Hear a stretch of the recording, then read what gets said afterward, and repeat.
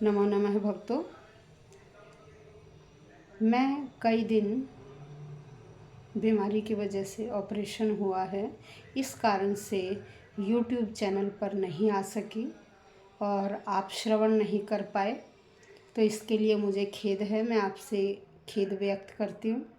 आज हम श्रीमद् भगवद गीता के 6ठे अध्याय ध्यान योग का श्रवण कर रहे हैं और श्लोक संख्या 14 तक श्रवण कर चुके हैं, जिसमें योगी के बारे में बताया था कि योगी व्यक्ति को किस प्रकार से बैठना चाहिए। उसे अपनी कमर, गर्दन और शरीर को बिल्कुल सीधा करके अपने नासिका के अग्र भाग पर दृष्टि लगाकर बैठना चाहिए, तो यह बताया गया था। और उसका मन बिल्कुल विचलित नहीं होना चाहिए।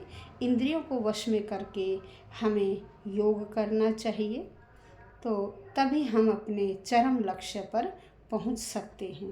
तो आज हम श्लोक संख्या 15 का श्रवण करेंगे, जिसमें बताया गया है कि अपने शरीर, मन, इनको संयमित करके, मन और इंद्रियों को संयमित करके जब योगी भौतिक चीज़ों से अपने मन को हटा लेता है और कुछ भी करे वह सब ईश्वर को अर्पित कर देता है। श्री कृष्ण कहते हैं कि वह व्यक्ति केवल मेरा ध्यान करते हुए ही सब कार्य करता है और ऐसा व्यक्ति अंत में मेरे धाम में पहुंचता है, उसे भगवत धाम अर्थात मोक्ष की प्राप्ति होती है। तो आइए श्लोक संख्या 15। युञ्जन्नेव सदात्मानं योगी नियत मानसः शांतिं निर्वाण परमां मत संस्थाम अधिगच्छति। युंजन का मतलब है अभ्यास करते हुए, एव ही अभ्यास करते हुए ही, सदा हमेशा, आत्मानम अपने मन और आत्मा को, योगी व्यक्ति, नियत का अर्थ है अपने मन को संयम में करके, योगी व्यक्ति अपने मन को संयम में करके शांतिम परम शांति को, निर्वाण मतलब जो भौतिक मोह माया है, इन सब का अंत करके उसका ध्यान भौतिक मोह माया की तरफ नहीं जानता, केवल वो अपने मन को और इंद्रियों को काबू में करके केवल भगवान का ही ध्यान करता है। तो ऐसा व्यक्ति मत संस्था, मेरे संस्था को, मेरे धाम को,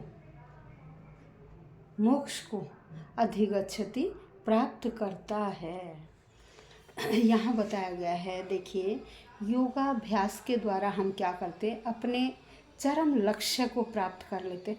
जब हमारा ध्यान केवल एक तरफ ही होता है, अपने कार्य को करने में और भगवान की तरफ, तो हम अवश्य ही अपने परम लक्ष्य तक पहुँचते हैं।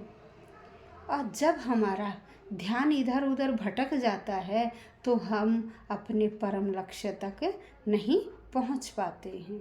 गीता में योगी व्यक्ति के लिए यही बताया गया है कि उसका जो भौतिक अस्तित्व है, जो सांसारिक इच्छाएं, उनकी तरफ से वह बिल्कुल शून्य हो जाता है।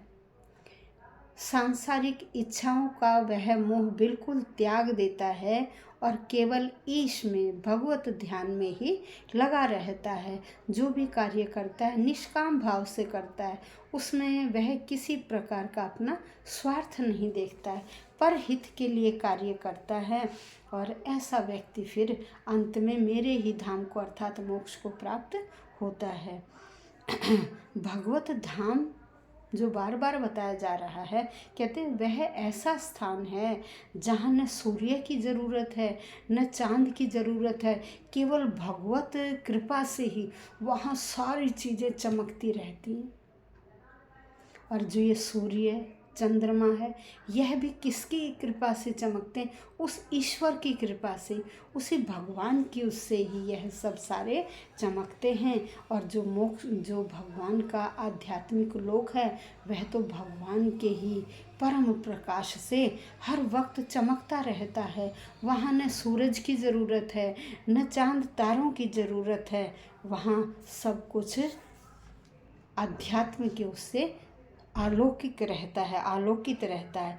एक पूर्ण योगी जिसे भगवान कृष्ण का ज्ञान हो जाता है, वह अपने आप ही गोलोक को, कृष्ण लोक को प्राप्त हो जाता है। बल्कि भगवान हमेशा अपने धाम में निवास करते हैं, जिसे गोलोक कहा जाता है।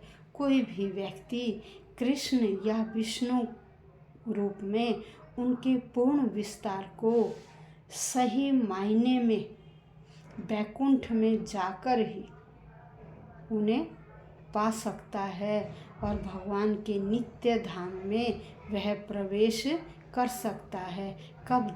जब वह अपनी इंद्रियों को भगवान की ओर लगा देता है, तो तब वह भगवान के जो भगवत धाम है उसमें प्रवेश कर पाता है। जो व्यक्ति अपनी इंद्रियों को वश में नहीं कर पाता, सांसारिक मोह माया में डूबा रहता है, वह उस गोलोक में प्रवेश नहीं कर पाता है।